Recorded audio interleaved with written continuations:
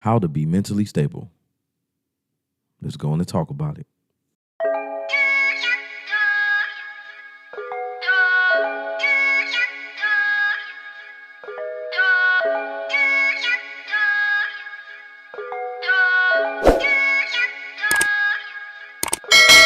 I was just patient, never try skating. Fuck niggas hating. Good morning, everybody. I hope y'all having a wonderful morning. I didn't have my coffee. At first, I did a video. My voice was very low like this. That's how I sound when I wake up. And now I'm all lively, and I'm ready for the world, and I'm ready to get it on. In this video, I want to discuss something very important. It's how to be mentally stable. Now, in modern times, man, we're all dealing with things mentally, emotionally. There's so many mental problems and disorders. And it's like, woo. And a lot of this stuff, I don't know if can be prevented. But I feel like if you yourself have not yet been diagnosed with a mental instability or a disorder, and you feel like you are somewhat sane and normal or whatever, well, in this video, I want to discuss a couple of things that can protect you and keep you mentally stable and strong and all of those things, man, so that you don't find yourself slipping off into the deep end, into the abyss, the unknown, and therefore losing your own sanity. I'm really big on protecting my peace. Anybody that disrupts my peace will be dismissed. I don't come into people's lives to disrupt their peace either, so it's a fair exchange, no robbery. So I'm gonna jump right into this because this is a very important topic, and I can keep it fairly short. It's and straight to the point. Now, how to achieve mental stability? Well, first of all, never chase, someone's respect or validation. Okay. And if somebody feels like, especially like in the dating field, if a woman feels like she can do better, let her. If she can do better, let her. Okay. So I have 5 things that will help you to protect your peace and to maintain your mental stability. Number 1, never try to compete for someone's attention, respect, or acknowledgement. Because if you do win her over, it will be based on you having to persuade her. Therefore, she never saw your true value to begin with. So, this is pretty much basic. If you are a good guy and you have any level of confidence, it is your job to convey your level of confidence, but it's not your job to control what someone else thinks about you. You don't want to be the type of person that cares what somebody who cannot even see who you are thinks about you. Because any accusations they make are not going to be based off of your true character. It's just going to be their own perception and in their theories and about you, and they're not going to be accurate. You don't have to answer to those accusations. You don't have to prove yourself to nobody. Okay? Just know and understand that, my loved ones. You do not need to prove yourself to anybody. Now, imagine one thing before I go to this next point. Each and every single one of us on the face of this earth is flawed. There is something that if you knew about each and every single one of us, you can convict them. And you can say, aha, you're guilty. You're no better than me. But a lot of people walk around here and they have buried their secrets, their bones, per se. Their skeletons in the closet. You will never know to what degree they have done something just remotely disgusting, abusive. Trust me. And you know that. You know it yourself that you have done some things that you can't afford to tell anybody because they will use it against you. It'll be a P. Diddy situation all over again. This man wanted to have sexual pleasures, and it got him in trouble. And I'm not saying that he's right or wrong. I wasn't there. I don't know the man. But what I'm saying is this guy wanted to be sexually pleasured, and that got him in a lot of trouble. Regardless if his actions are right or wrong, his dirty little secrets came out, and he's in a lot of trouble. So we can sit here and bash him and judge him all we want to, but if we go over the timeline of our entire life back to where we were kids, because they're saying this behavior has happened over the course of 20, 30 years. Okay, go 20, 30 years into your own history, and I'm sure somebody can dig up one of your skeletons that will prove that you ain't no better. Okay, so we don't need to go through our life proving ourselves to other people that can't even be held to a higher standard. There are people who have never done certain things, but no one is without sin. No one is squeaky clean. Not even the preachers. They have dirty thoughts. They have dirty deeds themselves. Okay, so this is why number one is very important, that you don't go through life feeling like you need to prove yourself to anybody. Okay, whether you know them or not. Number two, authenticity does not have to prove itself. All right. It's obvious to people who understand the difference between reality and a facade, and they can tell when someone is being their true selves. They'd value that.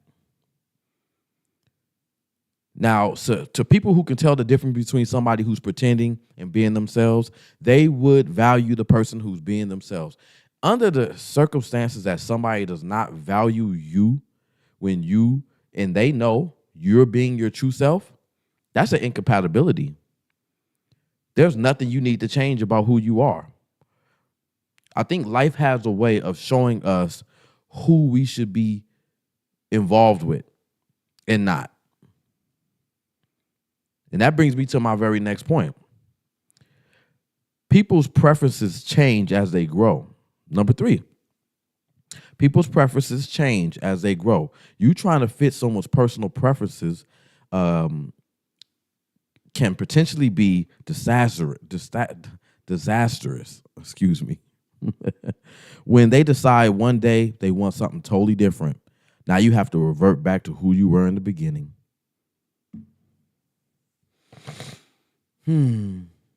Imagine chasing someone's respect and validation and then finally earning it, right? And then them moving the goalpost. And you went over there, they moved the goalpost, and you go over there, they moved the. It's like that game that you play at the arcade and you're trying to hit the little head as it pops up and it keeps moving. You're constantly chasing something that is unstable. It's moving around. You will never be good enough for the wrong people. A relationship coach, Stefan Speaks, said that. He said you will never be good enough for the wrong person. And I wholeheartedly believe that. They're going to keep moving the goalposts. Yeah, that's cool, but what about this? You are all right, but what about this?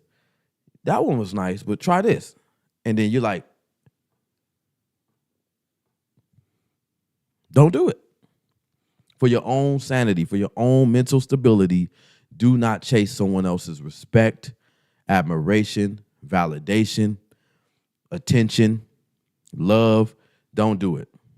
Their personal preferences. They want you to lose weight. No. If you want to lose weight, do it for you. Do it for you. If you want to work in law enforcement, do it because you had a dream to do that. Number 4, you weren't made to fit. You weren't made for everybody, is what I'm trying to say on this number 4. You weren't made to fit in with everybody. You weren't made for everybody. Everybody's not going to like you. Your ability to be your true self, regardless of what people may say or think about you, determines the circle that you should be in or not. I said this, and it's based on your true values. Through life, I view life like this very long highway. This is an analogy I came up with. Life is this very long highway, and it lasts for about 60 to 80 years, hypothetically, right? Hopefully, by the grace of God, I live that long. And while I'm walking down this hallway, at the end of the hallway is my ultimate destination. But there's things that I need to find. Like a video game, you have to go into the different rooms. There's things I need to find that help me on my pursuit to my destination. So you attempt to open up each door. So sometimes you open up this door, it's closed. Sometimes you open up this door and the lights don't work. Sometimes you open up this door and it's too cold in there. Sometimes you open up this door, it's too hot. Sometimes you open up this door and it's packed full of money. Then you go over here and it's lustful desires. And the point is that I'm trying to make here is that you can dwell too long in the wrong door. You can be in here and let somebody talk your ears off and you looking at your watch, you're like, yeah, okay, yeah, but I gotta go. And before you know it, getting to your destiny is further along. So I think that you being your true self and being self-aware will keep you from dwelling too long in the wrong company. Will keep you from staying at the wrong job for 20, 30 years. Will keep you from being in the wrong relationship for 20, 30 years. Will keep you from going to prison for 20, 30 years. You see how being yourself and being true to your real self and not trying to put on and fit in with people protects you, and it keeps you inching closer and closer to your own destiny, not the destiny that someone else wants to see you, not somebody else's persuasive behavior, not somebody else's destiny that you adopted because you did the same thing they did, so you're on the same road as them. No. Trusting yourself, being yourself, believing in yourself, loving yourself, learning to love you as is, as you are. Don't judge you. Don't put you down. Everybody else is going to do that. People who click dislike on my videos, they do that. I look at it and I make another video. Who cares? I'm not going to say, oh, they don't like it, I quit. I don't care. You have to persevere, push through. Think and believe in you.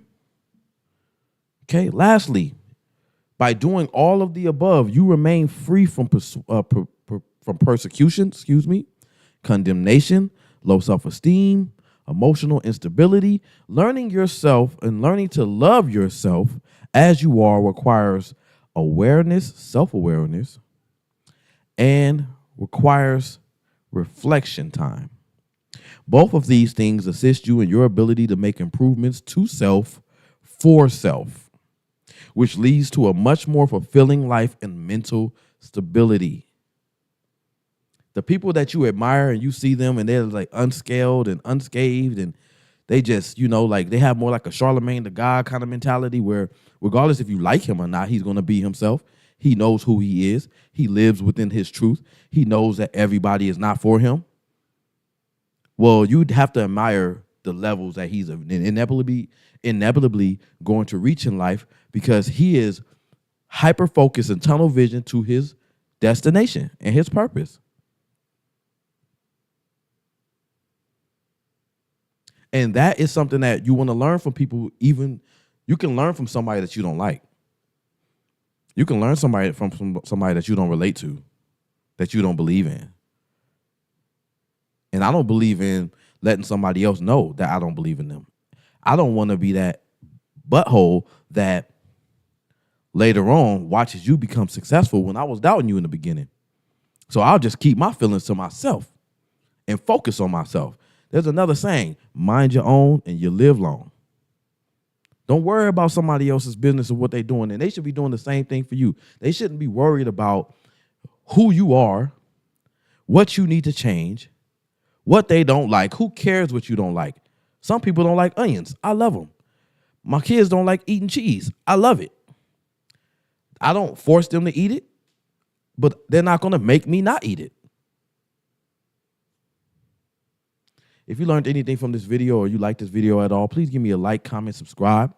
I wish everybody a peaceful rest of the day, week, month. And I hope that I encourage you to love yourself. Don't matter how you come. No matter how short, tall, fat, ugly, fine. Just love yourself and don't look and seek outside validation. Take some time to yourself. I've done this. Take a piece of paper, write down your pros and your cons, your attributes, the things that you like to change, just so you can see it.